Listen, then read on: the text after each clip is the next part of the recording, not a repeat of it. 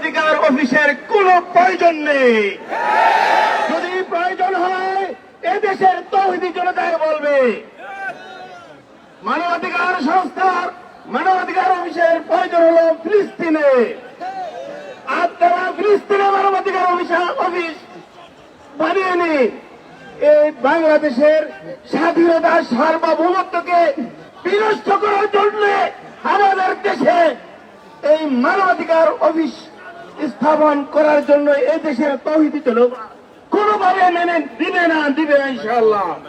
সংগ্রামী তৌহিদি জনতা, পরিষ্কার ভাষায় বলে দিতে চাই, আমাদের পাশের দেশ ইন্ডিয়া, পাকিস্তান, ইংল্যান্ড, পাকিস্তান, নেপাল, তারপরে ভুটান, তারপরে রয়েছে আপনার মায়ানমার, শ্রীলঙ্কা, কোন দেশে জাতিসংঘের মানবাধিকার অফিস নেই। আজকে বাংলাদেশে কেন জাতিসংঘের মানবাধিকার অফিস স্থাপন করতে যাচ্ছে? তার হীন চক্রান্ত এদেশের স্বাধীনতা সার্বভৌমত্বকে বিনষ্ট করার জন্যই আজকের এই 92% মুসলমানের দেশে মানবাধিকার অফিস তারা প্রণয়ন করতে যাচ্ছে। আমরা তার তীব্র প্রতিবাদ জানাচ্ছি।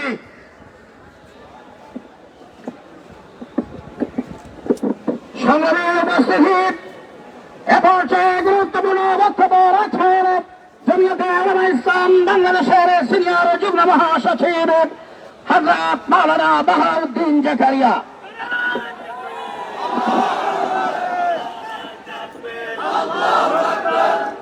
নাহমাদুহু ওয়া নুসাল্লি আলা রাসূলিল কারীম, আম্মা বাদ। আজকের এই বিক্ষোভ সমাবেশের শ্রদ্ধেয় সভাপতি, উপস্থিত জমিয়তুল ইসলাম বাংলাদেশের কেন্দ্রীয় নেতৃবৃন্দ, সময় খুবই কম, শুধু কথা বলতে চাই, বাংলাদেশে এমন কোন ঘটনা ঘটেছে যেখানে জাতিসংঘের মানবাধিকার কমিশন অফিস খুলতে হবে?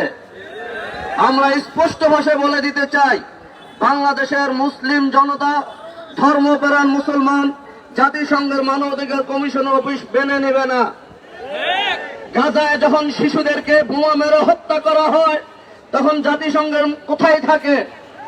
গাজা ফিলিস্তিনে যখন নিরীহ বৃদ্ধদেরকে হাসপাতালে বোমা মেরে নারীদেরকে হত্যা করা হয় তখন জাতিসংঘ কোথায় থাকে? কাশ্মীরের মুসলমানদেরকে যখন হত্যা করা হয়, গরুর গোশত রাখার অপরাধে মুসলমান পরিবারকে পুড়িয়ে যখন হত্যা করা হয় তখন জাতিসংঘ কোথায় থাকে? মিয়ানমারের নিরীহ মুসলমানদেরকে যখন বাচ্চুত করা হয়, ঘর বাড়িতে উচ্ছেদ করা হলো, হাজার হাজার মিয়ানমারের মুসলমানদেরকে গণহত্যা করা হলো, তখন এই জাতিসংঘ কোথায় ছিল? আমরা স্পষ্ট ভাষায় বলে দিতে চাই, বাংলাদেশের মানুষ জাতিসংঘ এই মানবাধিকার কমিশনকে কখনো খুলতে দিবে না। বর্তমান সরকারের কাছে সুস্পষ্ট দাবি করতে চাই, আমাদের রক্তের বিনিময়ে আপনারা ক্ষমতা এসেছেন। আমাদের জমিয়তের কর্মীরা 24-এর গণ অভ্যুত্থানে শাহাদাত বরণ করেছে, গ্রেফতার হয়েছে, গুলিবিদ্ধ হয়েছে, আহত হয়েছে। তাদের রক্তের উপর দিয়ে আপনারা ক্ষমতা এসেছেন। আপনাদের মাঝেই বৈষম্য পরিলক্ষিত হচ্ছে। আমরা দেখেছি দুদিন পূর্বে 4টা রাজনৈতিক দলের সাথে আপনারা বৈঠক করেছেন। এই নাটক বন্ধ করুন। আমরা দেখেছি অনিবন্ধিত আনরেজিস্টার্ড রাজনৈতিক দলের সাথে আপনারা বৈঠক করেছেন। এইসব তামাশা বন্ধ করুন। আমরা পরের দিন দেখিলাম আরো কয়েকটি চিহ্নিত রাজনৈতিক দলের সাথে বৈঠক করেছেন। আমরা কি অপরাধ করলাম? আমরা রক্ত দিয়েছি, আমরা শাহাদাত বরণ করেছি, আমরা গুলিবিদ্ধ হয়েছি, আমাদের নেতাকর্মীরা গ্রেফতার হয়েছে, আমাদের সাথে কেন বৈষম্যমূলক আচরণ? আমরা আপনার কাছে জবাব চাই। আর স্পষ্ট ভাষায় বলতে চাই, ঢাকা মেডিকেল কলেজের ট্রান্সজেন্ডারের শাখা বন্ধ করতে হবে। স্পষ্ট ভাষায় বলতে চাই, কোন মানবাধিকারের নামে কোন করিডোর দেওয়া যাবে না। স্পষ্ট ভাষায় বলতে চাই, নারী কমিশনের যে সুপারিশমালা আপনাদের কাছে জমা দিয়েছে তা অনতিবিলম্বে বাতিলের ঘোষণা করতে হবে, নতুবা আরেকটা রক্তক্ষয়ী সংঘর্ষ অনিবার্য।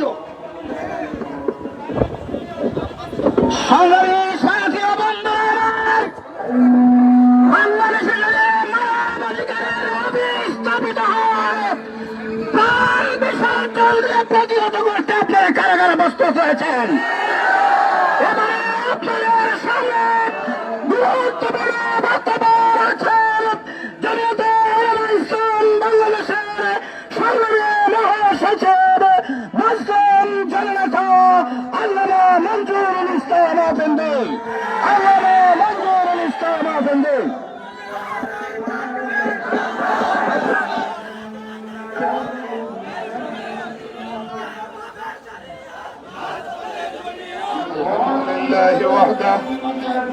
والصلاة والسلام على من لا نبي بعده أما بعد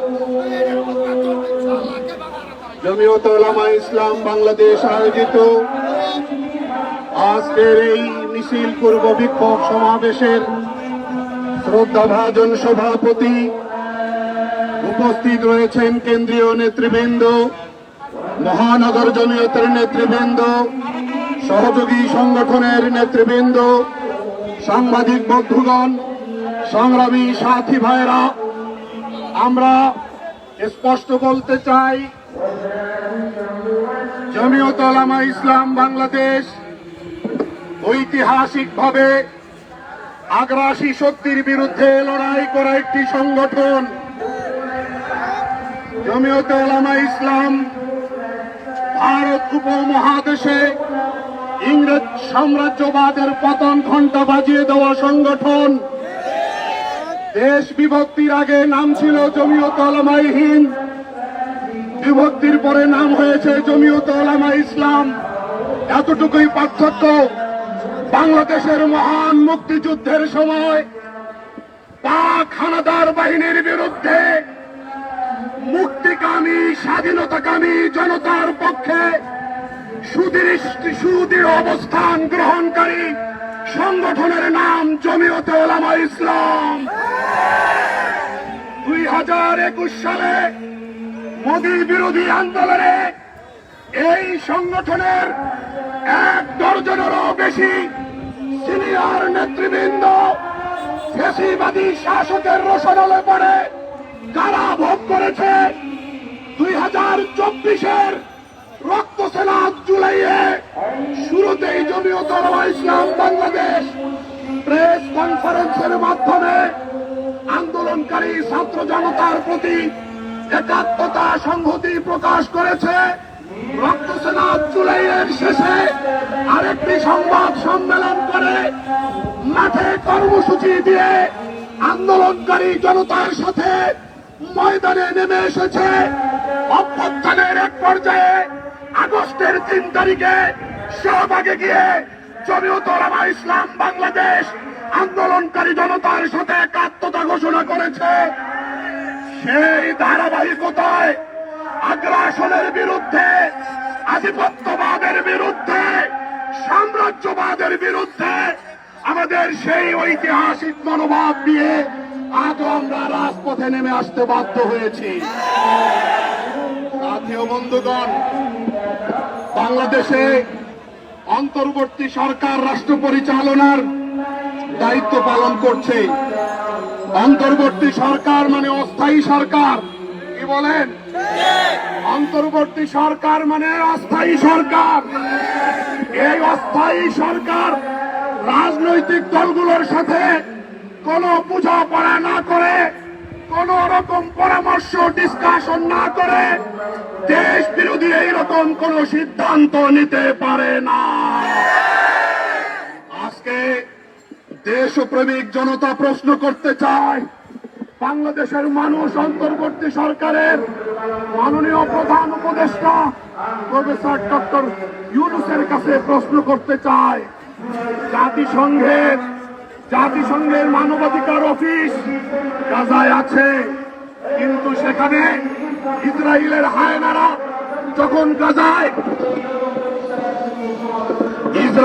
হায়নারা যখন গাজায় নির্বিচারে মানুষ হত্যা করে, সেখানকার হসপিটাল মসজিদ যখন গড়িয়ে দেয়, তখন আপনারা নামকা অস্তে উদ্বেগ প্রকাশ করে বিবৃতি দিয়া তারপরে মুখে কুলু বেটে বসে থাকেন, কোন প্রতিবাদ করেন না।